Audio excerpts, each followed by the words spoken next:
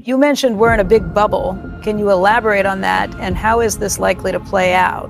When you print money on the scale that modern nations are printing it, Japan, the United States, Europe, etc., we're getting into new territory in terms of size. There's never been anything quite like what we're doing now, and we do know from what's happened in other nations, if you try and print too much money, it eventually causes terrible trouble.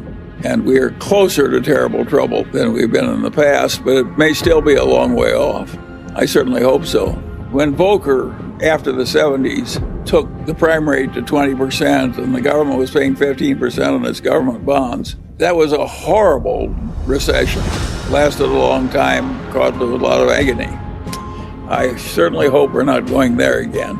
I think the conditions that allowed Volcker to do that without interference from the politicians were very unusual.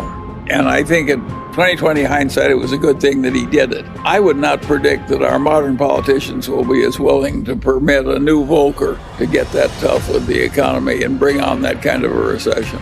So I think the new troubles are likely to be different from the old troubles. You may wish you had a Volcker-style recession instead of what you're going to get.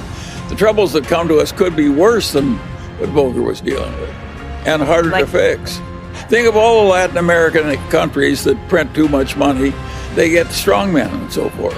That's what Plato said happened in the early Greek city-state democracies. One person, one vote, a lot of equality, and you get demagogues, and the demagogues lather up the population, and pretty soon you don't have your democracy anymore.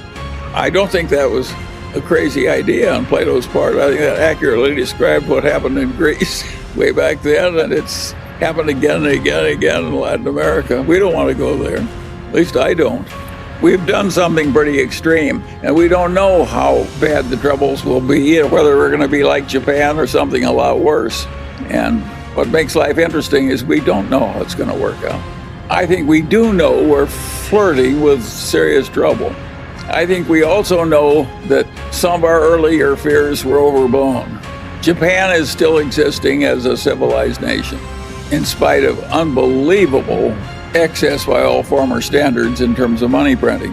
Think of how seductive it is. You have a bunch of interest-bearing debts, and you pay them off with checking accounts, which you're no longer paying interest. Think of how seductive that is for a bunch of legislators.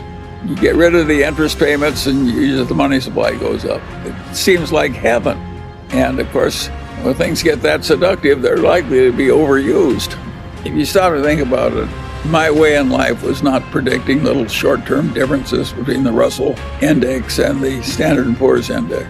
I don't have any opinion about which index is better at any given time. I never even think about it. I'm always just looking for something that's good enough to put munger money in. And I figure that I want to swim as well as I can against the tides. I'm not trying to predict the tides. If you're going to invest in stocks for the long term or real estate, of course there are going to be periods when there's a lot of agony and other periods when there's a boom. And I think you just have to learn to live through them. And as Kipling said, treat those two imposters just the same. You have to deal with daylight and night. Does that bother you very much? No. Sometimes it's night and sometimes it's daylight. Sometimes it's a boom, sometimes it's a bust. I believe in doing as well as you can and keep going as long as they let you. What impact has passive investing had on stock valuations? Oh, huge. That's another thing that's coming.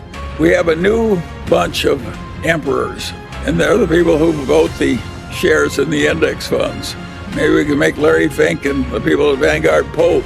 All of a sudden, we've had this enormous transfer of voting power to these passive index funds.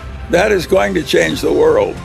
And I don't know what the consequences are going to be, but I predict it will not be good.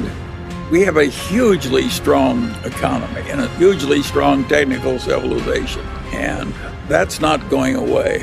And the knowledge and so forth. And you can't believe what a modern factory looks like when you fill it with robots. And that's coming more and more and more. And it's coming to China too, for that matter.